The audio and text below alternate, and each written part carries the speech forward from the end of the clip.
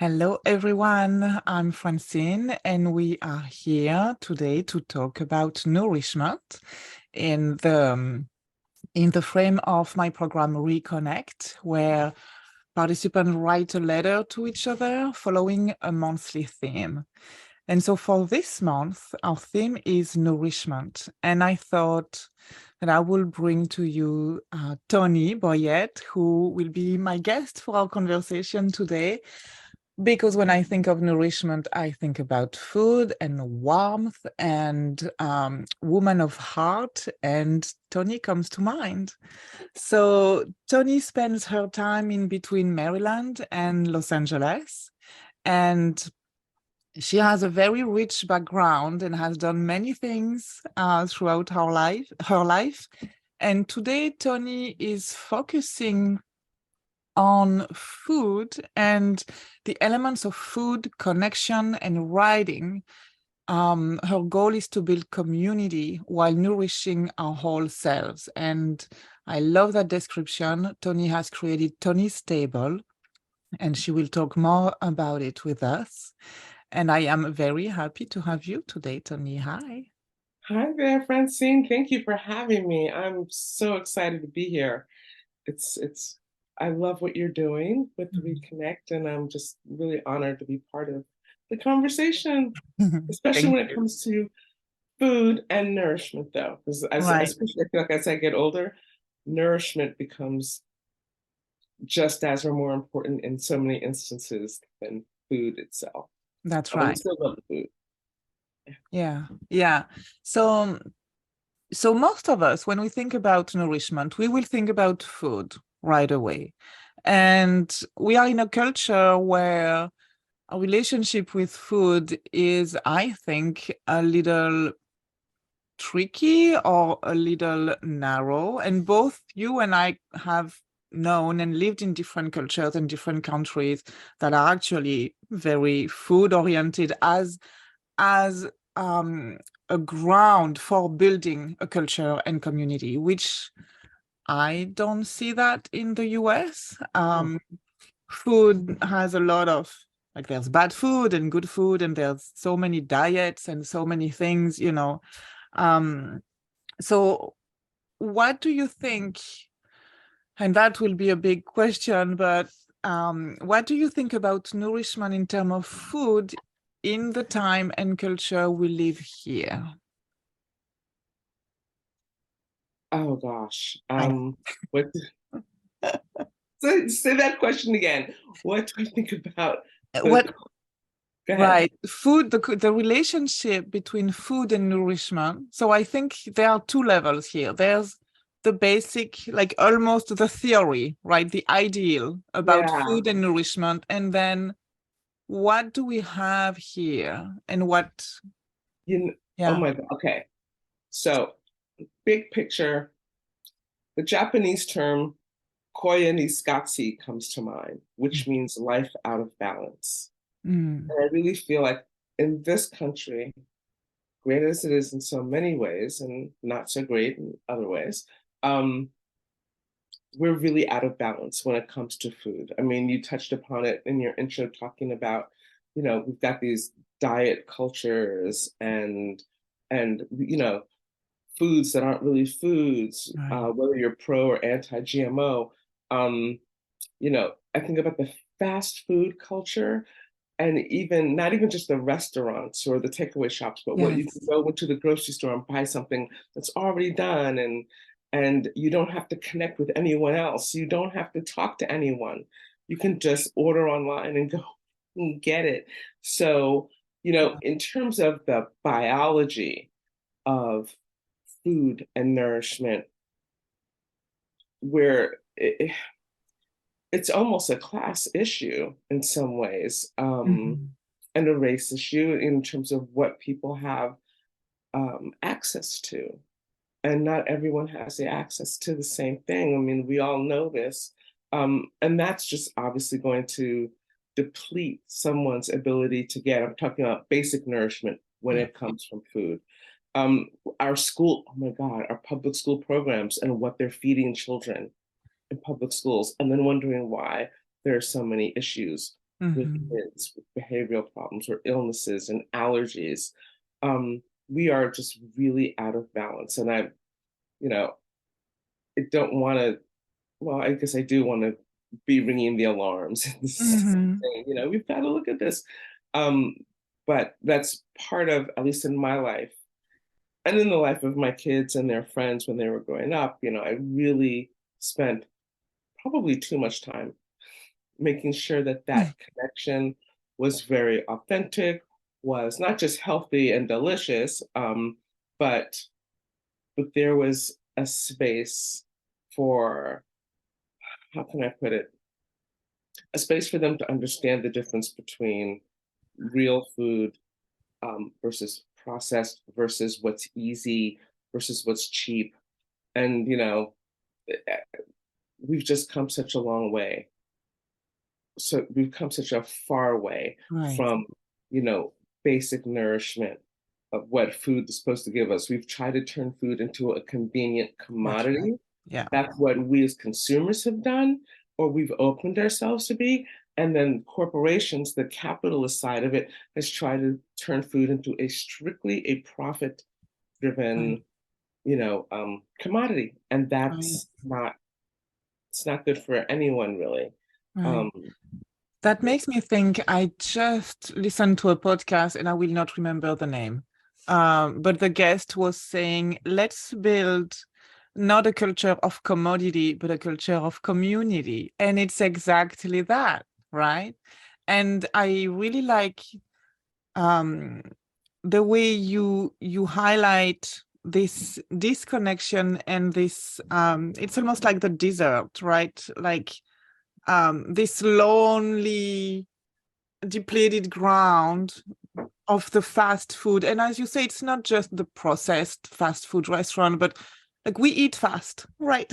First of all, we eat fast. We don't want to take the time to make things. And I think this intention and giving it time, like giving time in our life to prepare the food, to eat the food, I think that makes a big difference. Girl, yes.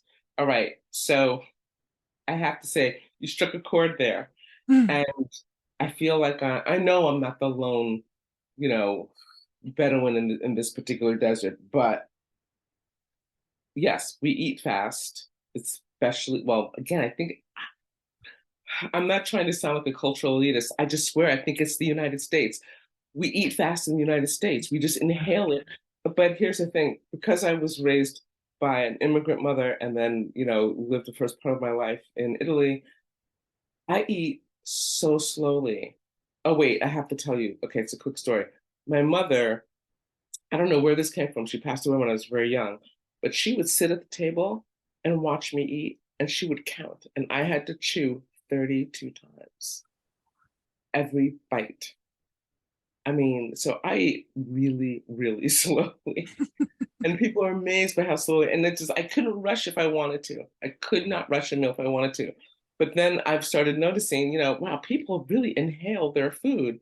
And people always say, when I'm eating with other folks, the first comment is, oh, I should be more like you. And it's like, well, you can. That's right. You can. You don't have to inhale it. I know it's hard to resist, but you don't have to inhale it. But yeah, that's true. I mean, we don't bother, making the connection. And I know, for instance, if I'm out and about and I'm really hungry, I'll grab something. I'm still going to eat slowly, but I might sit in my car and eat, and I feel awful afterwards Right. because I just, I'm scrunched up and I'm doing it in this little box, and it's just not the effect. I'm sorry to interrupt you, but that just, Oh, yeah, yeah. the Yeah. eating fast thing. And my kids eat fairly slowly as well. And Mhm. and that wasn't intentional on my part, but I'm glad at least the next generation got it. Right.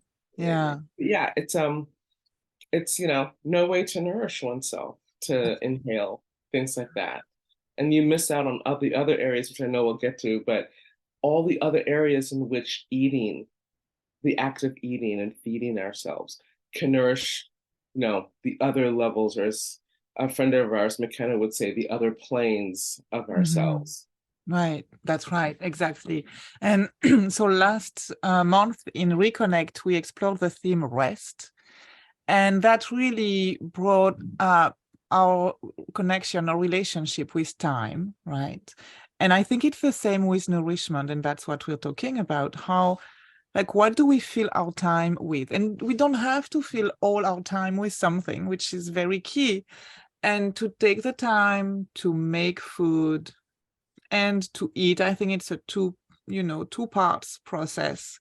And there are times where we don't, like, we are rushing, we have somewhere to go. Like, I'm not saying every day you should take 2 hours to cook and then an hour to eat your meal. That's not what I'm saying. But when you know what you're doing, you can make choices, right? When you are informed and when you are aware of what you're doing, you can make the choice to give it time or to give it less time. And that brings me to a different level of nourishment, which might not be connected to food, but more about how do we place ourselves in our lives, basically, right? What nourishes us in different levels, and how do we take the time to gather nourishment? Right. And that's, that obviously for me, that starts not just with food, but my time walking into the kitchen. There's so many different elements to walking into a kitchen or a food space or a grocery store or a restaurant, or the wharf. Let me go back for a second. So the areas I'm thinking about in terms of nourishing, self-nourishing, are your physical self, right? Which is obviously going to involve food, but it also might involve body work, things like that. Your emotional self, your mental self, and your spiritual self. And then there are many others underneath those umbrellas, certainly. Right. So for me, walking into a store, that's nourishing me, because I was just talking to someone about this the other day when they were asking, I was under the weather and they're like, oh, what do you need? What are you doing to take care of yourself? And I said, when I'm feeling low energy, I mean, like really bad, I'll get up and walk up the street to the grocery store to pick up something. And it's not that I need that thing, but I feel like an energy vampire. I might be putting energy out and meeting people, but I'm such a such a social animal. I'm getting all this energy. I'm getting lifted. I'm getting nourished. I'm getting fulfilled, interacting with other customers, clerks, the dog somebody tied up outside. It's just, that's one of the ways it fills me. And I think, when we think about those different areas where we can be feeding ourselves, it's going to look different for everybody, obviously. For some people, yoga, might be a way that they replenish. And for other people, it's like, I can't do that. I actually just need to sit down and veg in front of a video game. And while it's very easy to judge and go, oh, that's not going to feel, it might be what that person needs in that time. And I think it's probably important to talk about, in preparation for this, I did do some research, and just especially thinking about the difference between self-care and self-nourishment. And self-care, and if I had, oh, they're right here, I'm just going to reach out for this little thing because I don't want to do this, I don't want to say it wrong, but let's see. Yeah, right. So self-care really does come from an external source, right? Based on science, traditions, things like that. But self-nourishment is, from my perspective, when you're choosing to mother yourself. I used a really bad example when I was telling my sister we were going to have this talk. And I said, well, self-care is like going to get a pedicure. And self-nourishment is going to the podiatrist to get your feet fixed. And she was like, that's, it's not the most glamorous of examples, but you're really, taking care to make sure those that needs are met. I guess it's the difference between want and need. Right. And it's on a deeper level, right? It's like, for me, when I think and when I receive or give myself through nourishment, it's a deep, like intrinsic fulfilling. It's like I feel grounded, I feel myself replenished, as you use the word. And I'm like, okay, this is me. Like I'm full again inside. Yeah. I think it's really an element of meeting ourselves where we really are. Yeah. Again, when I'm trying to do self-care, if I'm hung up on the body work, on the massage, or Mm-hmm. gosh, even taking a nap, which it can be nourishing for sure. But Mm-hmm. there's sometimes when I'm using that like as an escape, um, that is to help me transcend to something else, right? That's to deliver me from where my headspace might be, from where I emotionally might be. Right. When I'm nourishing, I'm meeting myself in my grief or my joy or my worry, and I'm taking care and paying attention to how I feel. I'm acknowledging it and trying to tap into what I actually need in that moment. Mm-hmm. Mm-hmm. And and sometimes it's really hard. I might feel fearful Mm-hmm. of naming what I need or asking for or reaching out for what I need. But when we are nourishing ourselves in some form or fashion, we're taking care of like that parasympathetic nerve. Yeah. We're we're helping that calm down or lift up or whatever it needs to do in the moment. Yeah. But yeah, that's a really, I think, important distinction. Right. And Self-care. it's also like the image that keeps coming to mind for me is excuse me, the image of a tree, because the tree will get nourishment from the roots, from all the elements and fungi in the soil. It will get nourishment from the branches, from the air, of course, and the oxygen and the exchange of carbon and oxygen. It will get nourishment from the rain. It will get nourishment from, insects and birds that come, and it's a whole ecosystem. Yes. And we are like that, like we are part of an ecosystem, and our needs are multi levels and change with time, change through our life, through a day. um, and so the different types of nourishment are very varied. We don't need just one source of nourishment. I think health in many ways comes from being nourished on all these different levels from different sources, because we are part of an ecosystem, but we are also an ecosystem ourselves, right? Absolutely. Absolutely. And I think being part of that ecosystem is, we're nourishing others. That's right. And we have to be very careful. I'm, I don't want to fall into a trap and say this, but I'm going to anyway. I think especially as we mature, Yeah. have to be aware Right. of how much nourishment we're putting out versus what we're taking in. And I say this because I feel like I was a really nourishing mother, for instance, and wife and colleague at work. And I could do all those things, 18 hours a day and keep on going. And I Mhm. got nourishment in different ways that I wasn't even aware of. I wasn't really thinking about this when I was in my 20s and 30s. Um, but now, as I am somewhat older, and when I find myself putting that energy out there and nourishing others, which I always want to do, but I don't make time to join that ecosystem as a recipient, That's right. it Yourself. it really knocks me for a loop. And I think it can be anywhere from just you're feeling, some kind of way on a particular day, or it can have really long lasting or deeper Mhm. Mhm. effects. Mhm. And it's really important. Like this is the sort of thing that, right, we're not taught in school. We don't really talk about it anywhere. And I think the world would be a really happier place if we started thinking about our relationships and not only to others, but to ourselves, and what we really need versus what we might want or what Yeah.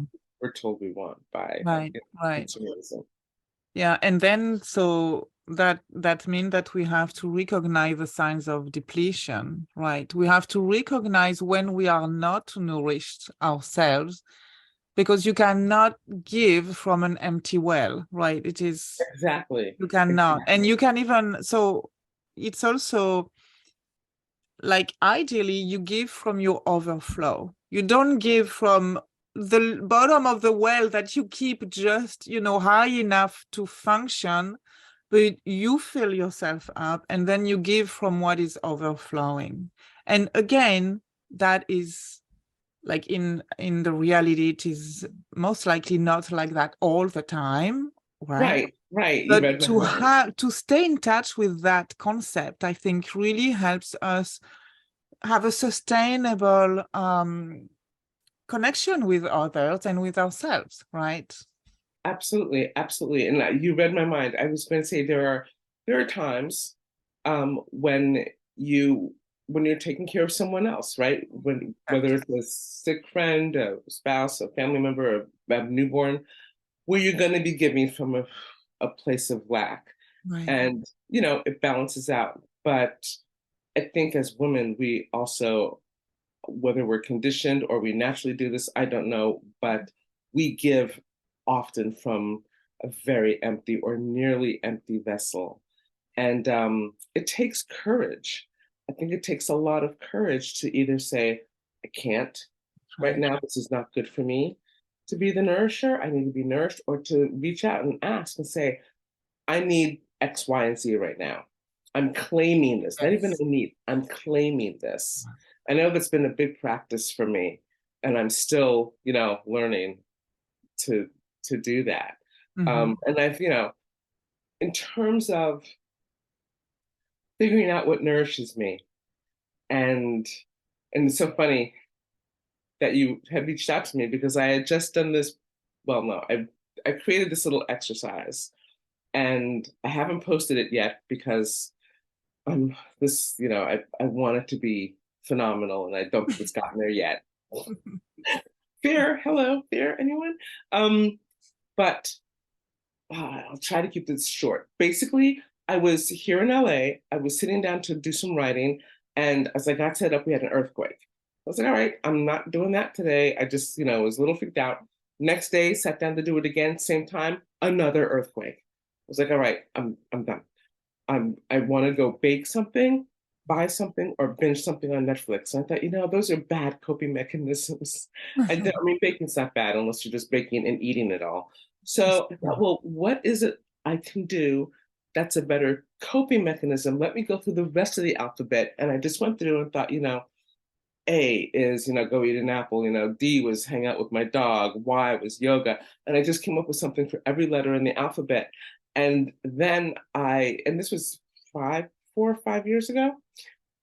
And then I dialed that down a little more to think about, well, what feeds me? Mm-hmm. What can I go through this list again and not just think of something that's a coping mechanism for the moment, but what's something I can do that I have immediate access to? Like S was swim. Well, I don't have a pool. And even though I'm 4 blocks from the beach, if it's 40 degrees out, I'm not going. So, I went through it again thinking about what can I reach for that's really going to feed me and nourish me on some level. Mm-hmm. And a lot of those things, I really had to give myself permission Mm-hmm. to say, I need this, I'm taking this. And it's a good exercise, I think, for us to take time and think about. Yeah. So we're not finding ourselves caught in that moment of depletion and then not knowing what to do. That's right. I love this idea of going through the alphabet and finding something for each letter. I think that's really great. It was thanks. It was a really good motivating practice. And I Yeah. mean, that in of itself, can be Right. the practice, That's right. That's what I'm thinking. Even the reflection, like going a little deeper with it and really look for what feeds me, right? And what is available, and these kind of categories, like what is it that I can do maybe once a month or once a year? What is it that I can do a little bit every day? Like have these different levels, right? Some things are simple, accessible. You don't need to get out of the way to put it in place. And some things are a little more, require more planning, more resources, and that happens less often, right? Like you and I, we met at a women's retreat. And I consider I've been going to retreats for myself. This was different because we were both teaching there. But to go to a retreat with people who will nourish you and feed you with a clear structure and boundaries, for me, that is very nourishing. It's not something I do every week or every month, right? It will be, but the nourishment I will get from it will really help me go on for a little while. So, yeah. Absolutely. Absolutely. And I think finding those moments, or if it's a special event where you're going to get that return on your timely investment of getting nourished that way, that's so important. And to go back to food for a quick second, Yeah. I feel like when we're making conscious decisions about it, that's certainly a self-nourishing thing. Because I mean, full disclosure, I wish I had the bag right here. I have this slight affinity, some might call it an addiction, to jelly beans. Really like them. And old Toni would think, well, this is my self-care. This is my self-nourishment. I'm just, but to stop, and it doesn't even need to involve eating. Just to stop and make the decision, well, I'm gonna have some grapes, or I'm going to chew 30 times, or I'm going to eat without watching something on a screen or even reading. I'm just going to be very mindful. And then to take that into other practices, I'm going to go talk to this person and listen instead of coming up with a response in my head as they're talking. In the spiritual way, not everybody is spiritual. Not everybody has to be spiritual. But I think like yoga, I don't think many people think about the fact that yoga is not about stretching your body. Yes, that's what it involves. That's the practice, but it's actually a spiritual practice. So if we look for this spiritual, there's a word I'm trying to get to. If we look for the spiritual aspect in different things that we do, we can find ways to carry that forward, and that's a nourishing act in and of itself. Ritual, that's the word I'm looking for. Yeah. Turning something into a ritual, whether it's how you put on your shoes, right, or pet you your brush your dog. teeth. Yeah, exactly. That is a nourishing act. right. Sure, for sure. When you honor something. Yeah, I'm just wrapping up a year of, I'm not going to go into details, but it's a year of spiritual practice around transformation and transition. And it was called the Dark Goddess Project. And so the practice was a full year, and every day we had to do a little ritual, something that would help us stay in practice. And I am personally not great when it's always the same, when things are always the same. It's just, I get bored easily, or I just lack, I lose my interest and I lose my, the meaning of it. So I did a different ritual for each season throughout the year. One of them was at night to put my night cream on my face, which is something I do anyways, right? Right. But to do it, like taking a minute and breathing in my belly through my nose and grounding myself and calling my ancestors and putting the cream, it was very different.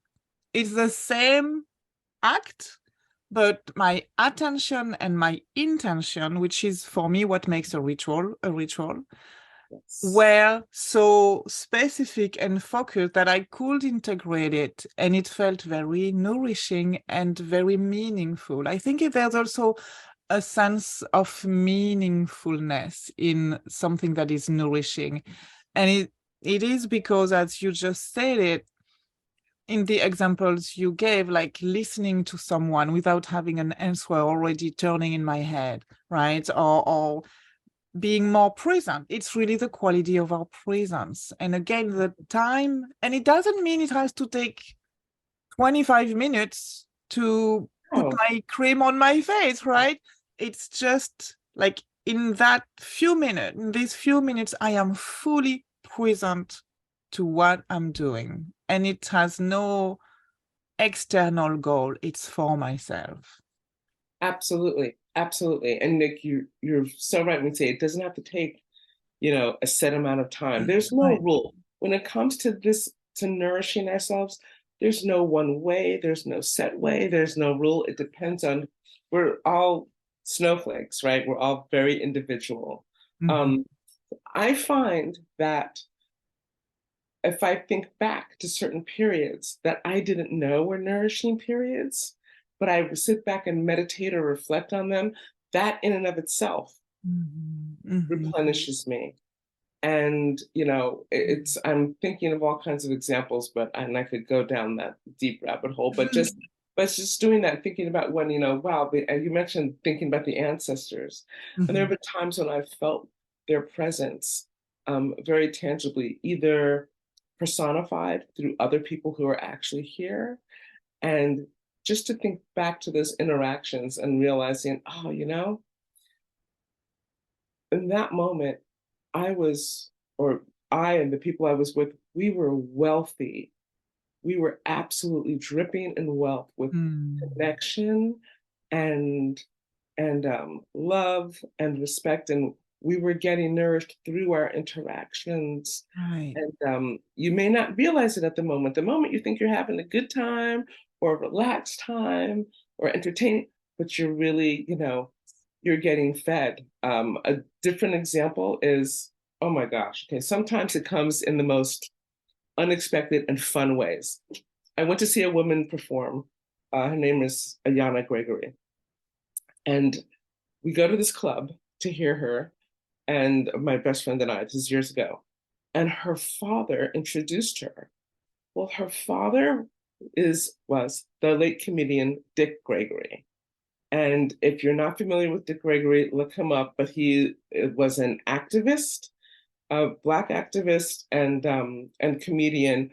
And when he was doing his comedy routines, he was educating you. He Mm. was teaching you about real America. So unexpectedly, this man gets on the stage to introduce his daughter, and he did a 90-minute set. And we were all just, I think everyone in that room was, fed and bolstered and empowered and nourished. And sometimes when it comes in like that, just it was great at the moment. And, in the moment, we're like, we got to see Dick Gregory for $10. Oh my gosh. But thinking back on it, I'm like, just reveling in that instant, that fills me up. You can get Yeah. you talked about the retreat, and you get these, I can't think of the word, but you get these you get these Right. residual returns on it. And, Right. that's what a good bout of nourishment will do. Not only necessarily if you're out and about, but if you're at home and you're doing that little practice for 2 minutes or Mhm. 10 minutes, that's going to have a residual effect. And That's you right. can go back if you're in the middle of, if I'm in the middle of a stressful situation or an unpleasant one, or it doesn't have to be unpleasant, I could just even be bored. Mhm. But I can go back and think about, oh, yeah, when I did my little parasympathetic breathing exercise, Right. you know, I can go back and think about that and still retrieve that benefit. That's why this is so important to really take the time and find a way to incorporate this into our lives consciously. That's right. Yeah. And have again little levels of nourishment and bigger levels of nourishment and things we can do every day, things we can do every week, every month, every year, once a year. I think that's important. Something we keep, I think, turning around is the sense of community and relationships with others. And I think nourishment does not happen in isolation, right? And we have one of these different threads of nourishment, more than one, has to be about being with others, connecting with Absolutely. others, communicating with other people. And in my program Reconnect, the participants write to each other once a month, and they don't know each other. They haven't never met. Some live in Australia, some in Canada, everywhere in the US.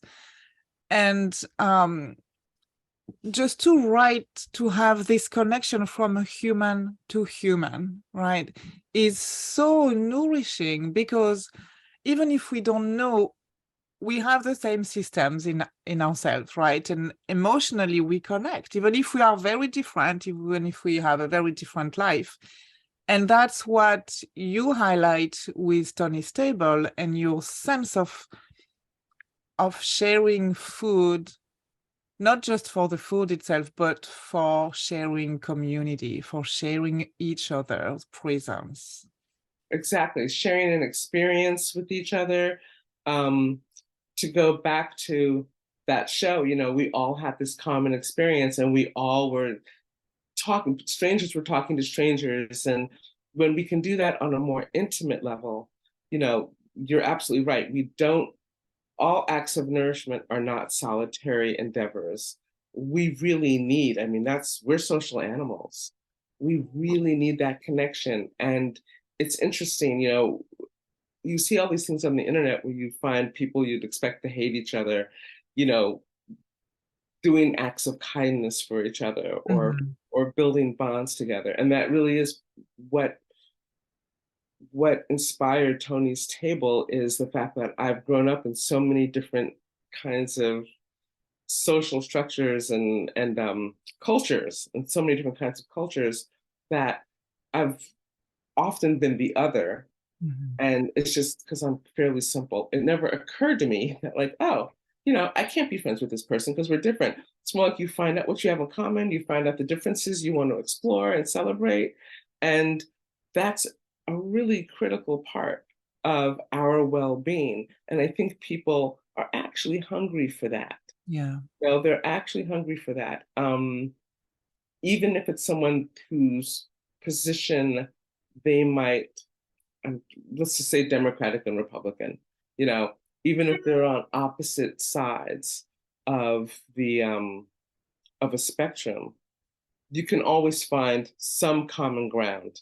Of course. Oh, you like whatever. You like roast beef, with horseradish, so do I. Or, oh, your mother used to make you go outside and cut a switch too for your punishment. Yeah, I mean, you can find, this is really random, but you can find a way to connect with people. Yeah. Sometimes we need the environment to be structured, or just be created, for us to come into that, come to the table, to bring ourselves to the table, to be inspired to bring our higher selves to the table. So we're not just looking at the bottom feeding, That's where right. you're this and that, but when you come with your highest self, or with an open heart, it's you. I think what happens is, at least for me, is you get hooked on that good feeling.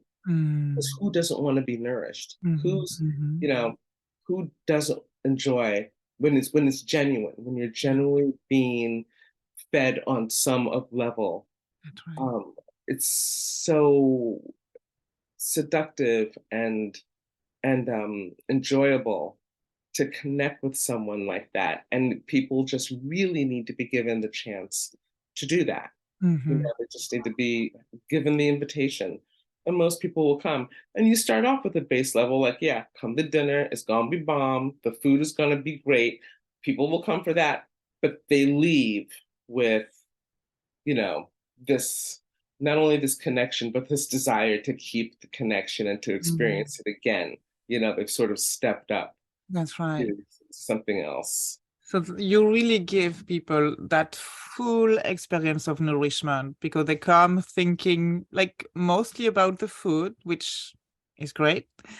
And then it's getting into all these different levels of connecting with others, or of feeling feeling safe to be yourself, and talk from your Absolutely. heart, right? And I can't think about a better place than around the table to do that. Always, always, yeah. Yeah. Yeah. And I think, there's some other elements that that we've touched upon, introducing ritual. Yeah. It doesn't need to be spiritual because that might not be everyone's bag, but introducing a ritual, um, giving people their voice, or not giving, they have their voice, but giving them space Yes. to non-judgmentally express themselves, Yes. without fear of being judged also. And teaching people something new. Mm-hmm. I think Mm-hmm. people, you want to feed them intellectually as well. And that depends on the situation. I can't even think of an example right now. But bringing all those elements together to the table really helps foster that that social area that we need to be fed in. And as I said earlier, in this culture, we're getting so disconnected. Not only the obvious ways with, the divisiveness that we Mm-hmm. see in the Mm-hmm. media, but just in our everyday lives. You go into a grocery store that's almost completely automated. Well, guess what? That's right. You're not, you're starving yourself. That's You're right. starving yourself. Mm. So yeah, coming around the table, I feel like the table is the magic space. It really is. And adjacent to that, and one day I'll expand this, the kitchen. The Yeah, kitchen is also, the hearth of the home. that's right. And, it's such a special, magical place. And there's a woman, I don't know her name, but she goes by the kitchen healer. Mm. And I encourage people to look for her. But, she talks about doing ritual in the kitchen and gathering together there. And it's sort of a similar concept as Tony's table. And this is the sort of thing you can do with your family, with friends, or invite, well, maybe you don't want to invite strangers into your house, but you gather Mm-hmm. folks. And the kitchen and the table to me are Yeah, just two very magical places where we can nourish ourselves in so many different ways. that's right. Yeah. Bryce, my husband, and I, so we lived in San Francisco. I moved from France, obviously, to San Francisco, and then we moved to the East Coast. And one of the first things we wanted to do when we moved to the East Coast, and we had an 18-month and almost 3-year-old baby, two very small children, but we wanted to have like open house potluck. So once we started to know people around here, the first Saturday of the month, it was potluck time. And we invited like literally everybody we knew. It was a lot of kids, a lot of people, all ages. And we did that until the pandemic. And it was just great. And everybody will bring something to eat, which is also so interesting to see what people cook. And what I loved is thinking about how they took the time to cook it, to bring it, to share. Like it's a whole process. And again, a whole act of being present for something that nourishes you and you nourish Yeah. others, right? Yeah. Yes, absolutely. Absolutely. And it's interesting because someone pointed that out to me whenever I would have dinner parties. I'd always say, don't bring anything. Don't, just let me, because that's just what I do. I mean, I was That's a caterer for a very long time, and it was my way of doing this. And a friend said, well, let people mm, do their share. Let not do their share, but let them nourish you. Let them do their yes, practice, that's right. and you'll be amazed at how much love you have walking in the room, not just because somebody's bringing enchiladas Right. or their jollof rice, but it's the act of caring and the energy that goes into it. So I've lightened up on that a little bit. But with Tony's table, that's a whole different bent, because what I'm doing Mhm. there is trying to highlight caterers who are underrepresented in the Mm. culinary industry. So to give them a spotlight, and people can come and really not have to worry Right. about what they're going to cook or if these strangers are going to like it.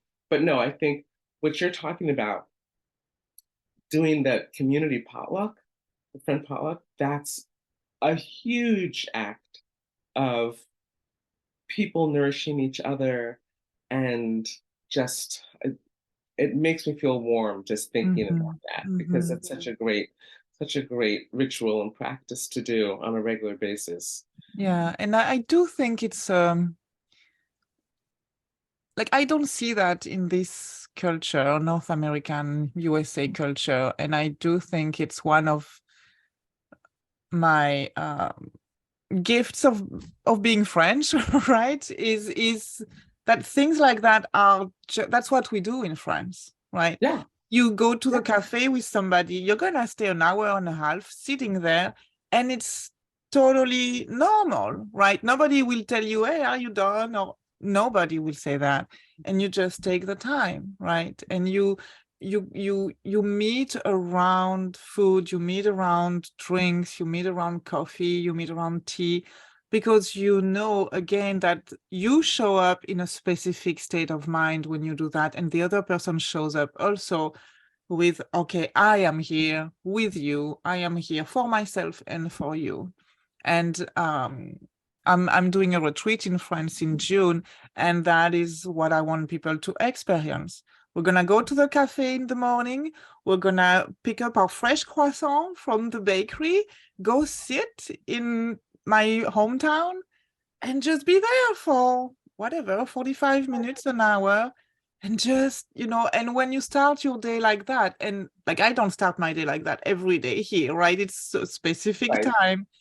But when I go to France, my husband and I, that's the best time we have is when we wake up early, the children are still sleeping, we walk to the bakery, we pick up croissant, and we go sit and have our coffee outside. And it is just the best Yeah, because and there's no agenda. yes, no agenda, no looking at the time where we have to go next and what do we have to do. So we are just here fully present with each other, and that fills us up so much. That is fantastic. Yeah, and I think that that's something that I feel comes naturally in so many other cultures. Right. It's not go, go, go. Right. What's the agenda? What's next? Why are we doing this? No, it's we're existing, Right. we're connecting with each other or with ourselves or with nature. You Yes, know, let's just go for a walk. I that's right. don't Yeah.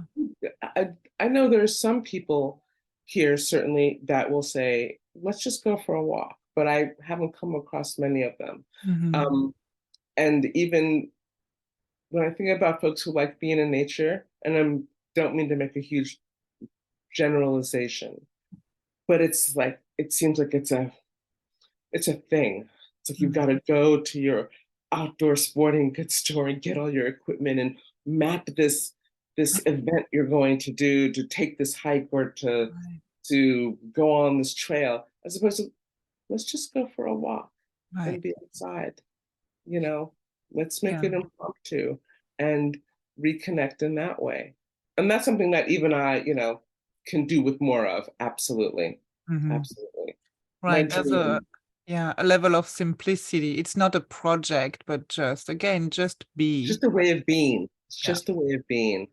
And I think that that's a lot of what nourishment comes down to. As we talked about earlier, meeting yourself where you are, figuring out what you really need, That's and right. understanding that it can be a moment, it can be an hour, it can be very simple, probably better, frankly, if it's really simple, I agree. Yeah. you know, definitely. Yeah. Thank you, Tony. Thank you. I feel like there's so much more to cover. I know. I'm like, we could do another hour of talking together. Definitely, Yeah. But definitely. I think it's a good start, right? And it makes me think that when we do this intentional nourishing practice, whatever it is, whatever it looks like, we also open the door for gratitude. I think it's just the next step very easily. Oh, And absolutely. and that is Absolutely. something important to have and recognize in our life. And I'm really grateful that you came. today, really, Oh, and thank talked you. with us. I'm It's so happy that you invited me, and we didn't even get to gratitude yet. I feel like there are so many more venues to explore. I hope we can do this again. yeah, This was such a great way to start the day. yeah. Thank you so much, Francine. You're welcome. Do you want to tell people where they can find you, follow you, see what you do? Absolutely. You can find me on Instagram at Toni's Table, TONISTABLE. My website is tonystable.com, and I have a fledgling blog there that I'm slowly paying more attention to. We have a new post coming up this week, actually, talking about the ABCs of dealing with the overwhelm. And my email, tony@tonystable.com. So yeah, and I guess I'm on Facebook too. Sorry, I always forget about Facebook. Um, Tony's Table on Facebook, and Toni Boyette also Okay. on Facebook. And I'm still really a neophyte, as my children like to tell me. I have no idea what I'm doing with social media, but I'm figuring it out.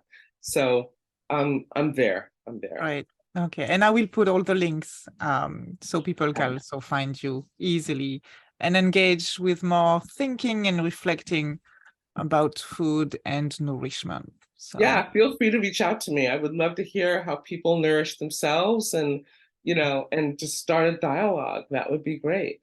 yeah, Okay. great. Thank you so much. I Thank wish you you very a much. great day. Thank you everyone for listening to Toni and I hope you have a very nourishing day. Bye-bye. Bye, everyone.